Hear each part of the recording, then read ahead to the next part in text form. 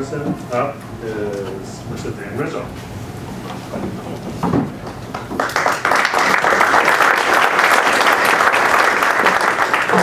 This is the first time I've spoken first because normally we go alphabetically, so this is a real treat.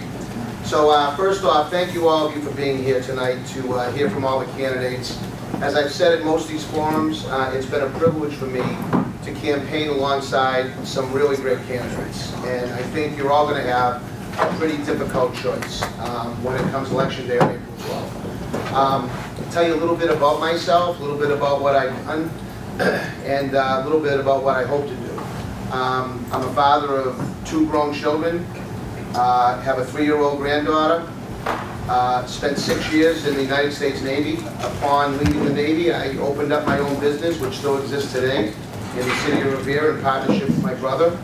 At some point in time, after getting involved in local civic and nonprofit organizations, including the Rotary Club, Chamber of Commerce, both of which I served as its president, I went on to run for city council, and I spent 12 years on the city council, and then 4 years as mayor of the city of Revere.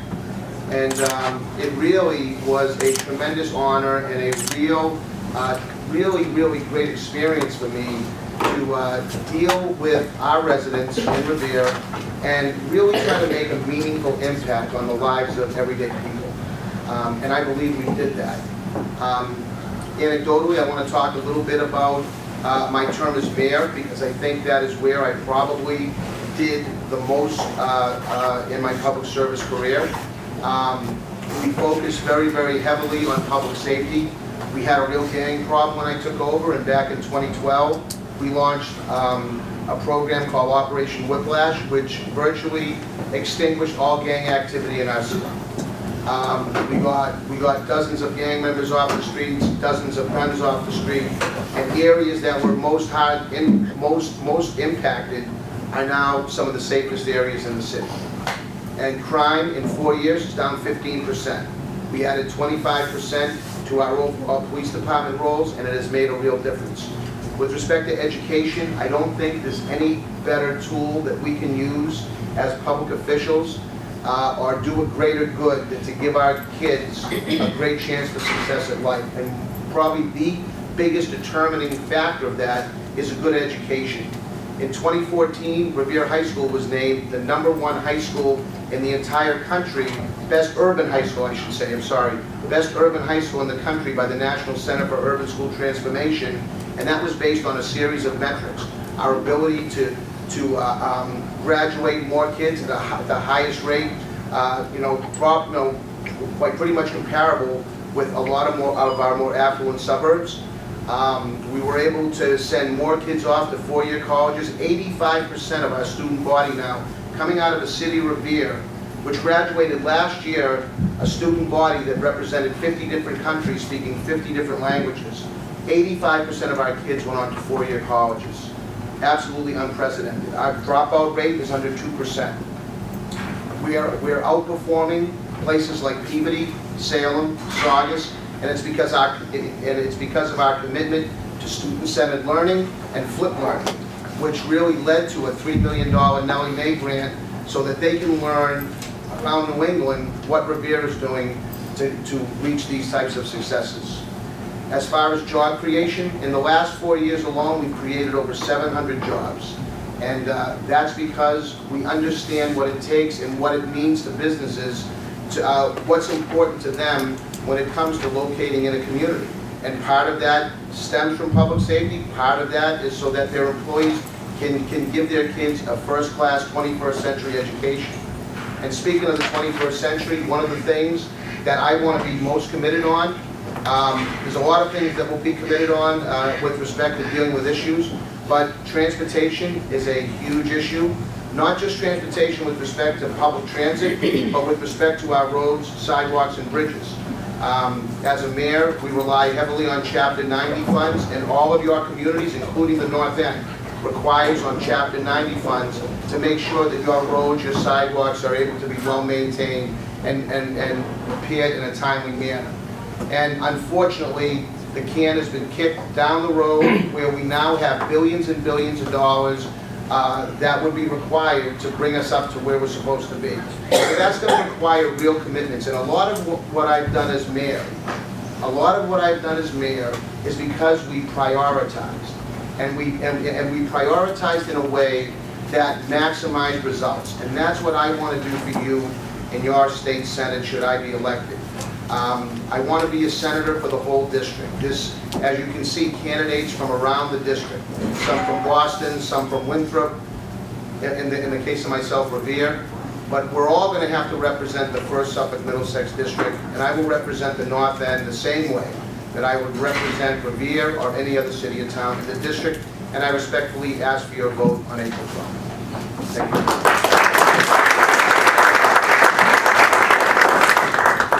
Quiet, any committee members have any questions? Mr. Rizzo? Mr. Rizzo. Dan Thank you. If I recognize you, please just say your name and where you live. Dan Toscano, 78 French Street. Over the years, the North End has gone through such a transformation. When I was a kid, we had lots of kids running around the neighborhood. Our programs were thriving. Then over the years, there was a time where there was no kids. And now, over the last several years, we've seen a tremendous increase in people staying here, young families staying here. We have 2 young mothers here that are ready to give birth soon. But we see families growing and they're staying here. So we see a lot of kids. We've lost a lot of schools. We have the Elliott School, we have St. John's, we used to have a high school. But I see we're behind the 8 ball in terms of, keeping pace with our parks up to date, for our kids. Our Little League field probably hasn't had work in many years. This building is our youth center, but it's not as what it should be. We have a lot of kids out there that can accommodate us. The Elliott School goes up to the 8th grade. We don't have a high school anymore. What can we do as senator? What is a possible plan, or what do you see keeping the families here and the kids here, and how are we going to keep them here with our programs, after school programs and everything? Sure. Well, so first off, I know you guys are running a tremendous hockey program here. I can see it. It's being completely revitalized, and more kids are becoming interested. And I'm a huge believer in not only giving kids a great education, but giving them great access to open space and giving them great access to activities outside of school. Of course, you want to always kids have to be able to pass MCAS or PARC. You want them to move on to college, but they need to have some sort of enjoyment and things that stimulate not only their mind but their body as well. So I'm a huge believer in that.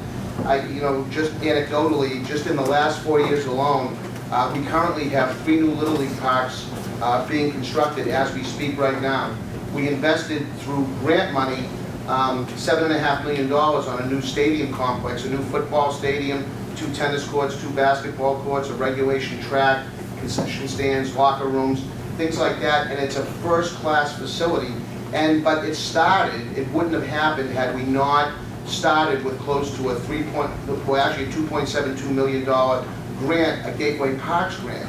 And so we went out actively seeking that grant out of a $5 million total pot for the entire Commonwealth. And it takes, you have to be proactive to go after these funds. And that's where I think I could be extremely effective, because, I spend an awful lot of time going out seeking grant money for programs like stadiums, like parks. We've had 5 community builds in the last 4 years for new playgrounds. I mean, these are quality of life issues that impact families and gives families a real reason to stay, and not, because of course, nobody wants a transient community, and you got to give people a reason, I think, to stay in their respective communities. So, it would be a matter of working with the community and understanding what it is you need. It's about dialogue, and then it's about knowing where to go and get the resources.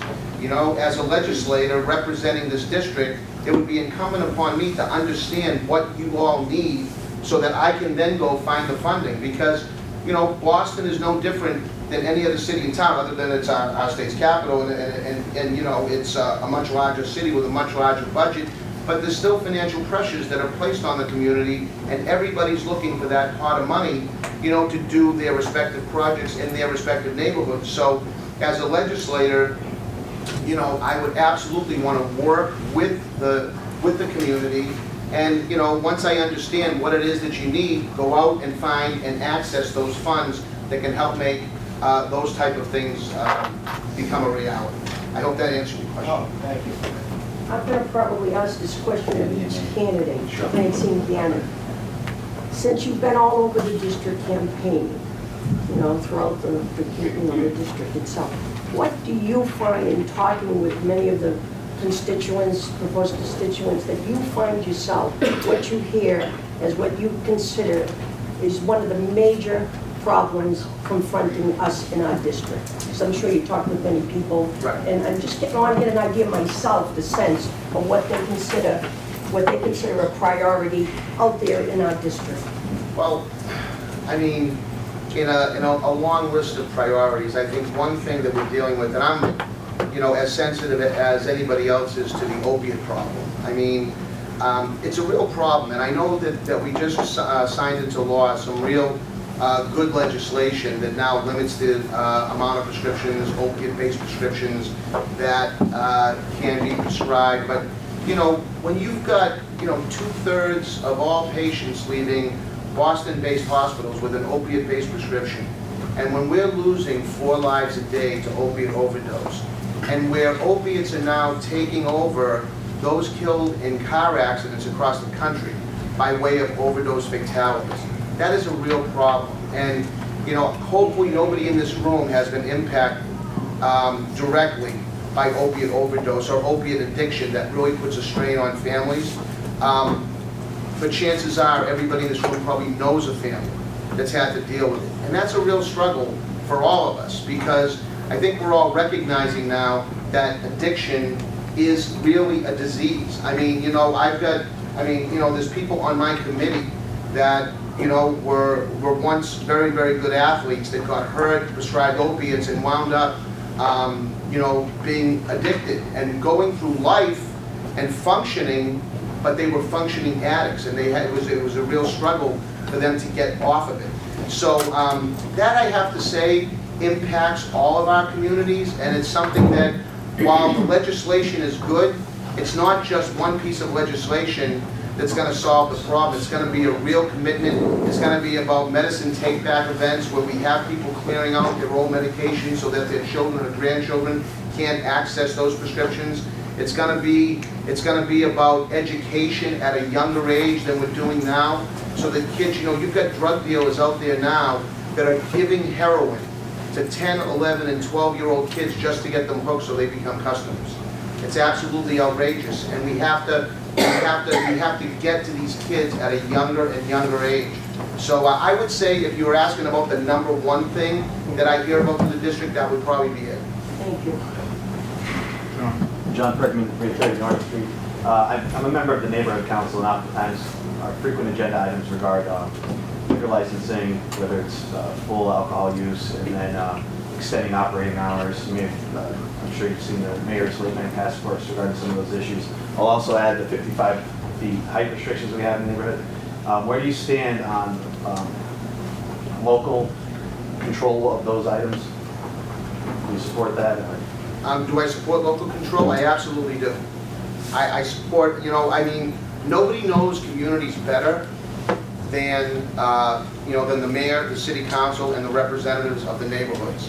I mean, as much as I'm running for a seat that's going to put me into the legislature, again, I'm coming from a municipal background, and I would weigh very, very heavily, on what the needs and wants are of the local municipal officials in the local neighborhoods.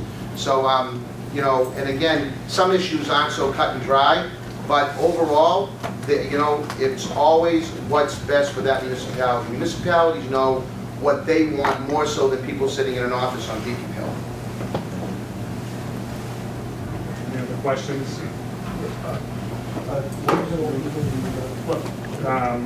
Probably right now, so I'm just checking with the committee. You could say, just state your name and your address and then ask. I live on Charter Street. I've been lucky enough to live around here for 20 years. My girlfriend has been trying to get into a house in the north end. She can't get in. She needs help, and no one's helping her. They're telling me it's a political thing. When you talk to Mickowitz, he doesn't know what he's doing. I thought everybody, they don't know what the hell's going on. We've tried everything. She's 70 years old, she needs help. Got doctor's notices, and they say, you can't get in. So what would you do to help her get in? Well, not them. So what's her current living situation? She's on the 3rd floor, and they can't get up. She has a problem getting up the stairs. So, but she's not ready for like an assisted living facility? No, not at all. You know, that's probably gonna require a deeper conversation than I can answer you right now. I mean, I know that we need more and more senior housing. You know, people, unfortunately, the costs are rising, particularly with seniors who oftentimes are on fixed incomes, and the costs around them certainly are rising much quicker than, as I say, if they're on fixed incomes, or even if they aren't on fixed incomes. Oftentimes seniors just can't keep up with the expense, and then you have to go into, there's an absolute shortage of senior housing. Like, we have a small project in Revere going on that I negotiated back about a year ago that's putting another 40 units on the market, but there are 1,000 people on a waiting list right now waiting in a lottery for 40 units. It's outrageous, and I know Mayor Walsh is calling for 55,000 more units of affordable housing. You know, you've got a growing population, but not so much a growing housing stock. So, particularly an affordable housing stock. So, I mean, there are outlets for people like you're talking about. There are organizations that we've gone to. One of the worst problems for me, in all honesty, is somebody walking in my office, not knowing you have a single mother coming in with 2 or 3 children, and not knowing where they were going to be living in next month or the month after that. And it's challenging. I'm not gonna, I'm not gonna sugarcoat it. It's a very challenging situation because there's just not a lot of housing stock out there. And I'd have to go a little deeper with respect to your area here and where she would be on a list. I'm assuming she's probably on a list somewhere. She's been on a list for 3 years, and they're telling us 3 more years. We could talk, we could talk Okay. specifically after the Yeah. question, after he's done with his presentation. But a general question about housing was very long. Fine. Any other questions before we wrap up?